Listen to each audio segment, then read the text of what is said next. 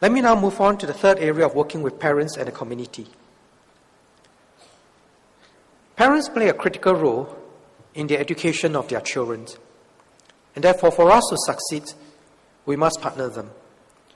We will also need community support to allow students to take part in meaningful activities and to learn useful life skills.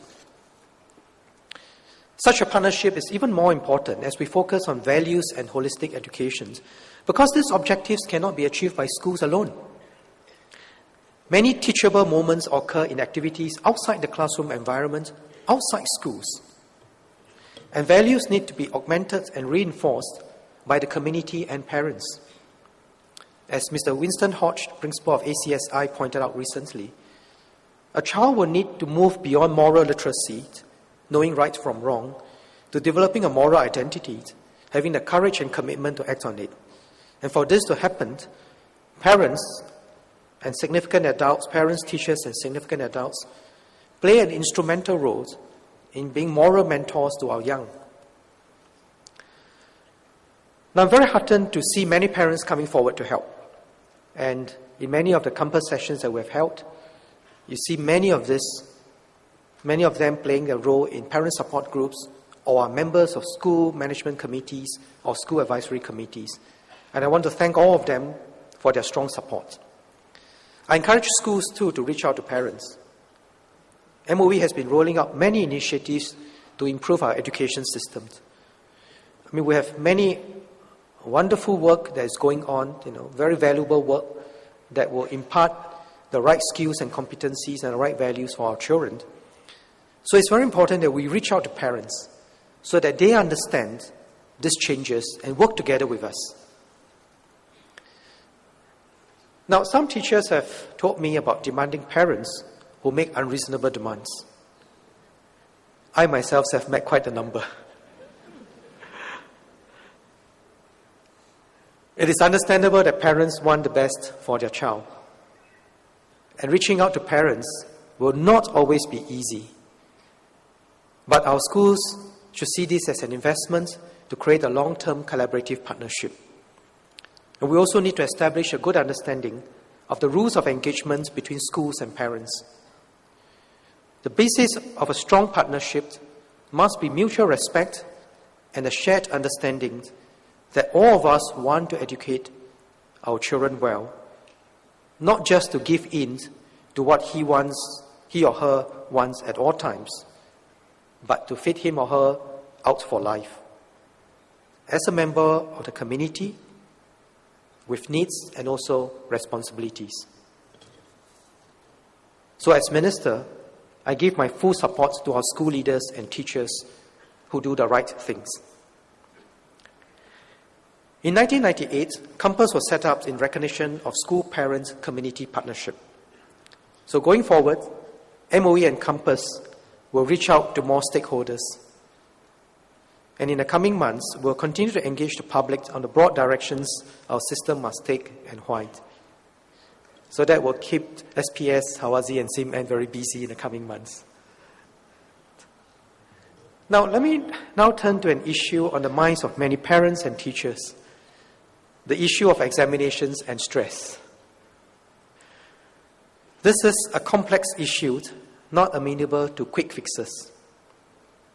Examinations do provide an objective assessment to gauge a student's performance. And indeed, research studies have also demonstrated that testing is not merely a passive mechanism for measuring knowledge, but actually helps students to learn. And I think many of you who have been practicing assessment for learning find the value of those tests.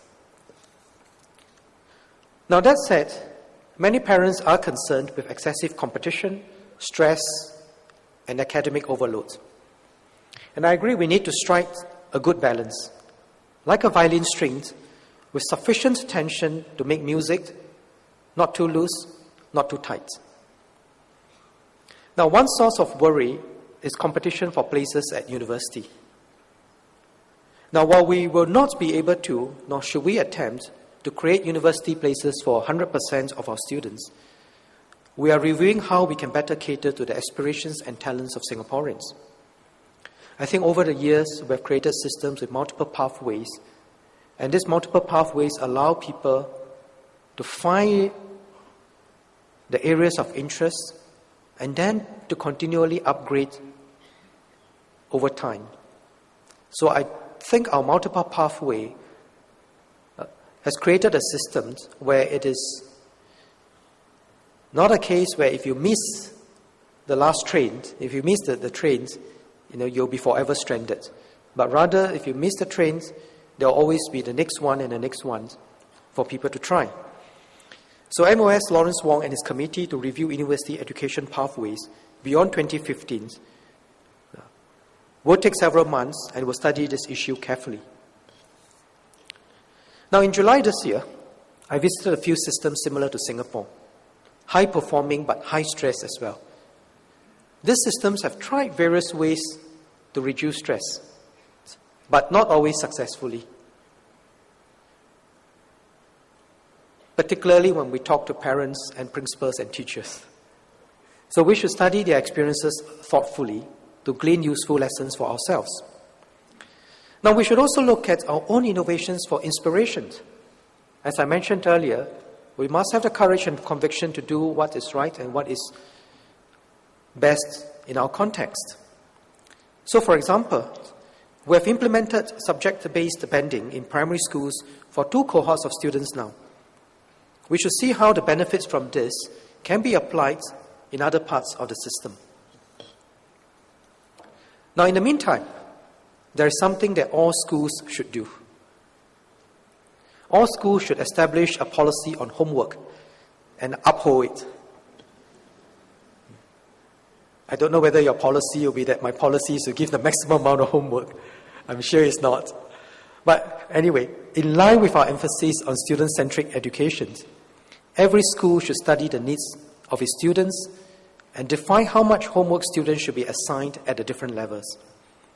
In this way, the school, its students, and the parents will have clearer expectations on this issue. When I first became Education Minister during the June holiday, I received one email from one parent who said that, "I'm so distressed that your schools gave homework during the June school holiday. Can you stop it?" The next day, I received an email from another parent who said, "I'm so unhappy that your school gave no homework in the June holiday. How is my girl going to catch up? And she's going to lose out to other schools." So I think getting students and parents to have clearer expectations, I think is, hopefully I will not get the same email next June. So, allow me to conclude. I think it has been an exhilarating journey getting here. We have gone through difficult times together as a nation and as an education system. When I opened the MOE Heritage Center 3 weeks ago, I was struck by the tenacity and resourcefulness of our pioneers. We had so little in the early days of nationhood, and yet our educators soldiered on, improvising as they went along. They nurtured a whole generation of Singaporeans, including myself, and they have built progress that we see around us. Our education system has come a long way. In each phase, we have taken our challenges and opportunities in our strides and reshaped our education system. I believe we are approaching the cusp of another such journey. The groundwork has been laid, and we know where we want to go. And in fact, it has been a very solid groundwork that has been laid over many years. We need to bring up a younger generation of Singaporeans who are firmly anchored in values, caring towards family and fellow Singaporeans, and deeply rooted in our nation. Our education system must create opportunities for all, so that each child can fulfill his or her potential. It must also nurture Singapore citizens of good character, so that everyone has a moral resolve to withstand an uncertain future, but also a strong sense of responsibility to contribute to the success of Singapore and the well-being of fellow Singaporeans. We must also be able to face difficulties and seize opportunities together as one people. This is the only way to future-proof Singapore and Singaporeans, and to allow our children to realize their aspirations. Today, we start off on a higher base and can draw on more resources and talent. In the video we saw earlier, we watched how Siti, a student from a humble background, grew to be a confident young lady when she found her passion in dance. Her example gives us great confidence that by working together, school leaders, teachers, allied educators, EAS, parents, and partners, that we will be able to help our children reach for the stars. Thank you and have a fruitful work plan seminar.